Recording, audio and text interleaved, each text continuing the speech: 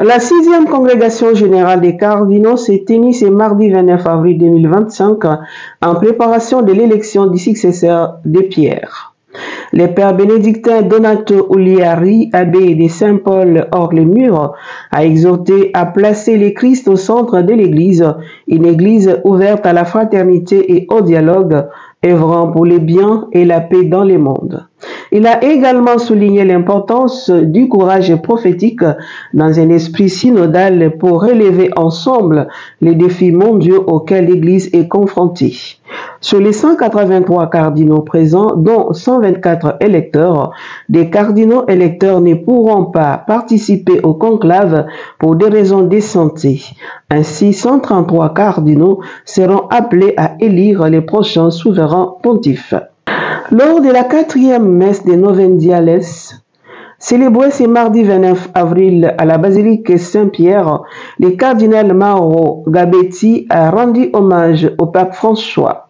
Il a rappelé que pour attendre une évangélisation authentique, il est essentiel de s'appuyer à une profession de foi solide, une théologie rigoureuse et des sacrements qui enrichissent la vie spirituelle de toutes les grâces. L'année jubilaire 2025 est marquée par des événements majeurs.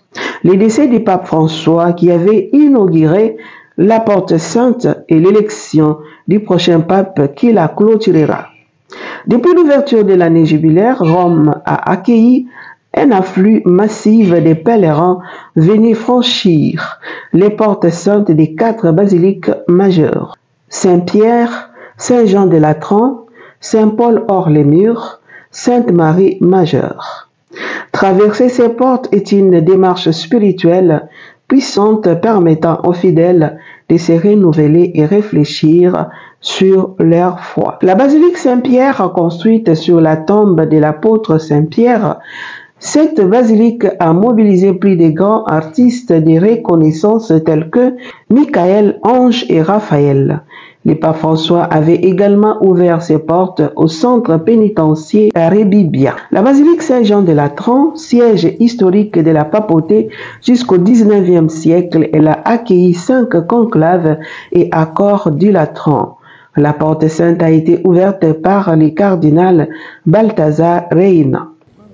La basilique Saint-Paul hors les murs, érigée sur la tombe de l'apôtre Paul, cette basilique est la 10e plus grande de Rome. Le cardinal James Michaele a présidé l'ouverture de la porte sainte.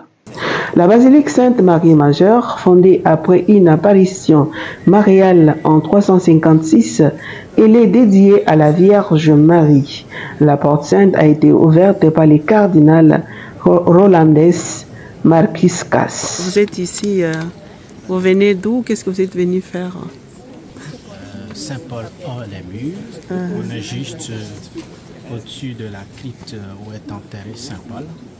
Alors je suis le père Gratien de Kadjevi du Bénin et j'accompagne en groupe une 50aine de pèlerins venus de toute la France et des îles, puisqu'on en a de l'île de la Réunion, de la Martinique, de la Guadeloupe et de la Guyane. Et on est en Italie depuis le 23. Notre séjour s'achève aujourd'hui avec cette visite, puisqu'on tenait à passer les portes saintes des 4 basiliques majeures de Rome. Merci. Merci. Rappelons que ce jubilé est une invitation à la conversion au pardon et à la rémission des péchés. C'est également une année de joie et d'action de grâce, marquée par l'espérance. Chaque chrétien est appelé à profiter de ces moments pour avancer dans la vie spirituelle.